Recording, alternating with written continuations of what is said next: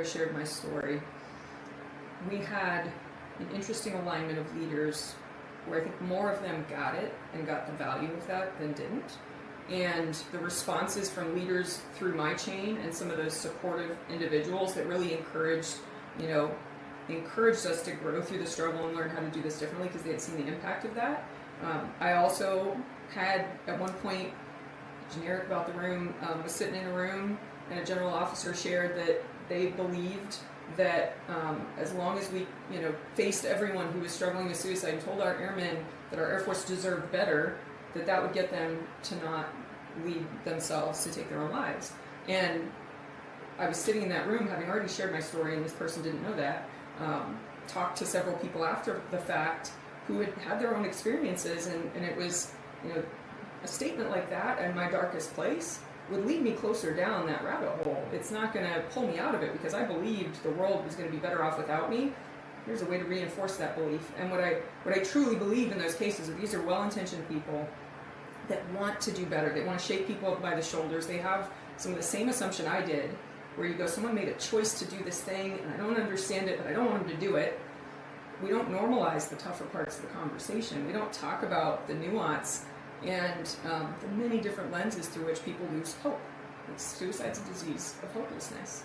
And people lose hope for many different reasons, and it doesn't always feel or look the way you expected to. And I talked to so many people who went, man, sober me would never have had those thoughts. But when substances become a thing, and for our military, there's an epidemic of alcoholism that's been, there, and a normalizing of drinking to cope with things that's been there for a very, very long time. And I'm not a sober person who doesn't drink, but I even realized on a bad day, that's, I've said multiple times, if I had felt substances were an option that year after my son, I don't think I would be here. Because I was so severely anxious to an unhealthy level about keeping him safe, I wouldn't touch a drop of alcohol or any substance, so I was feeding him and keeping him safe. If I can see where that slippery slope goes. And it's not as simple as this person got weak and they made a choice, And I think allowing our leaders to share their own experiences with each other. I know some very brave leaders that did that on stages or in public forums that started to shift those stigmas, and many of them are still serving and doing meaningful work. I think the second you try to shut that down and say that any sort of struggle is weakness and that we shouldn't show it or acknowledge it, and if you show it, you're not worthy of service, it's a very dangerous start to a very slippery slope. This brings me to your new job at the Bush Center.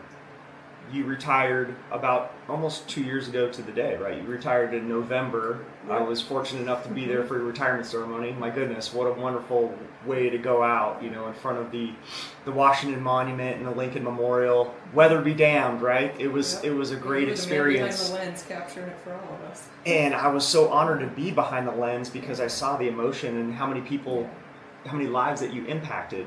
And so now you have this 20 years of service in this culture, in this support, and now you got to take that off and start that new chapter. Yeah. How did taking that uniform off and then now leading you into your new role at the Bush Center, if I'm saying it correctly? It's not typically a job, it's a program alongside the other work I do, yeah.